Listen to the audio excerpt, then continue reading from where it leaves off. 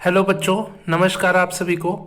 आज इस 64वें दिन के वीडियो में मैं आपको BHU यानी कि बनारस हिंदू यूनिवर्सिटी के MUs 2011 की परीक्षा के 20 महत्वपूर्ण प्रश्नों को बताऊंगा। ये सभी इम्पोर्टेंट प्रश्न हैं, इसलिए आप इस वीडियो को बिना स्किप किए पूरा देखिएगा, ठीक है।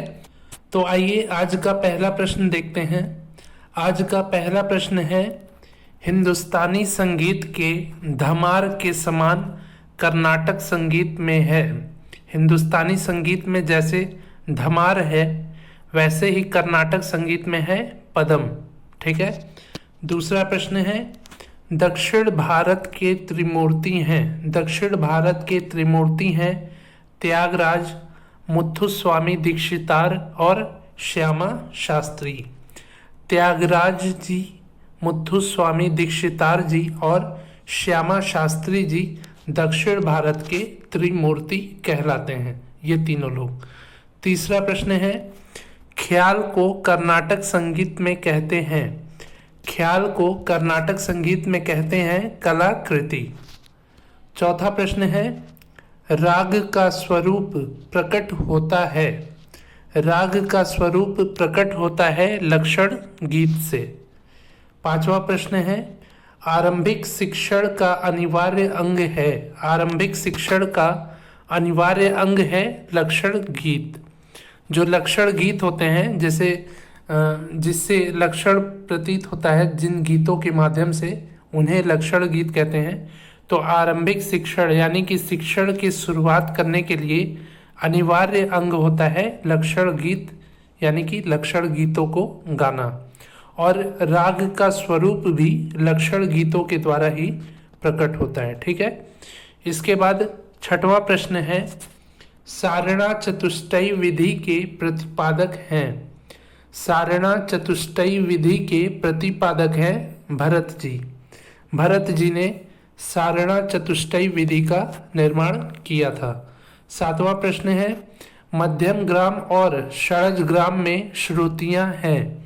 मध्यम ग्राम और षड्ज ग्राम में 22 श्रुतियां होती हैं। आठवां प्रश्न है, हिंडोलम के समान हिंदुस्तानी राग है। हिंडोलम के समान हिंदुस्तानी राग है मालकौंस।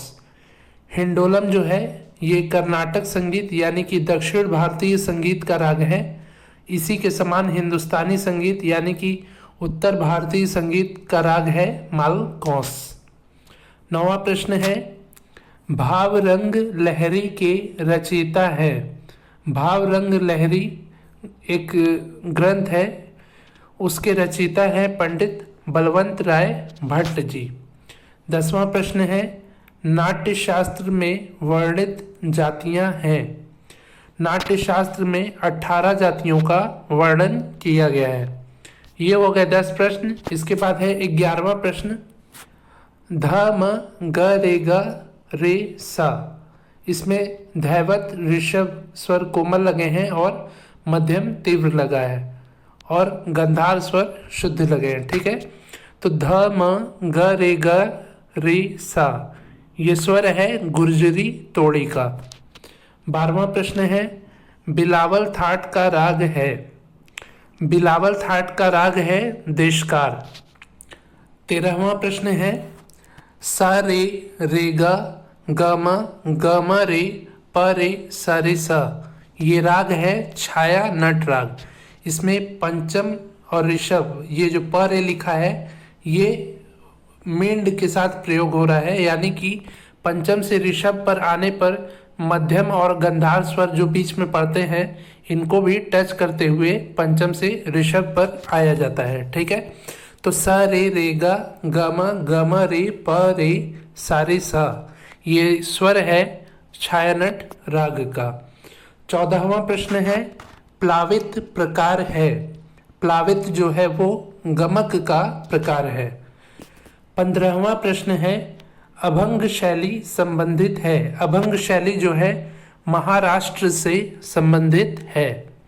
इसके बाद 16वां प्रश्न है, मेल पद्धति के प्रवर्तक हैं।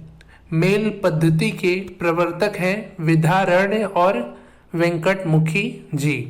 इन्होंने मेल पद्धति का निर्माण किया था विद्यारण्य जी ने और वेंकटमुखी जी ने। 17वां प्रश्न है, भरत के सारणा चतुष्टय में वीणा का प्रयोग हुआ। तो भरत जी ने जो सारणा चतुष्टय बनाई है उसमें दो तरह की वीणा का प्रयोग किया है, चल वीणा और अचल वीणा। ठीक है, चल वीणा और अचल वीणा, इन दो तरह की वीणाओं का भरत जी ने अपनी सारणा चतुष्टय को बनाने में प्रयोग किया है। 18वां प्रश्न है, नाद किस प्रकार उत्पन्न होता है। नाद जो है वो आघात से उत्पन्न होता है। 19वां प्रश्न है, हिंदुस्तानी संगीत के कोमल निषाद स्वर को कर्नाटक संगीत में कहते हैं। हिंदुस्तानी संगीत के कोमल निषाद स्वर को कर्नाटक संगीत में कैशिक निषाद कहते हैं। ठीक है, जो हिंदुस्तानी संगीत का कोमल निषाद है उसको कर्नाटक संगीत में कैशिक निषाद कहते हैं। 20वां प्रश्न है, हिंदुस्तानी संगीत के शुद्ध निषाद स्वर को कर्नाटक संगीत में कहते हैं। हिंदुस्तानी संगीत के शुद्ध निषाद स्वर को कर्नाटक संगीत में कहते हैं काकली निषाद। ठीक है, कोमल निषाद स्वर को कैशिक निषाद और शुद्ध निषाद स्वर को काकली निषाद कहते हैं। तो उम्मीद है आपको ये 20 प्रश्न समझ में आए होंगे।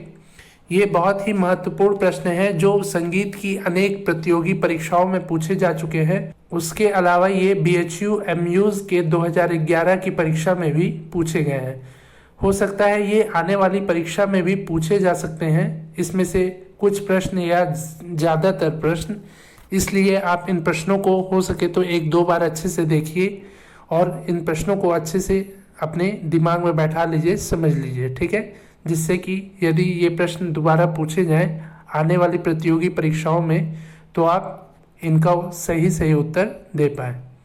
आज ये 64वें दिन का वीडियो था। इसके पहले मैंने 63 वीडियो को इस चैनल पर बनाया है। यदि आपने उन सभी 63 महत्वपूर्ण वीडियोस को अभी तक नहीं देखा है तो उन सभी वीडियोस के प्लेलिस्ट का लिंक जो है नीचे डिस्क्रिप्शन में दिया गया है।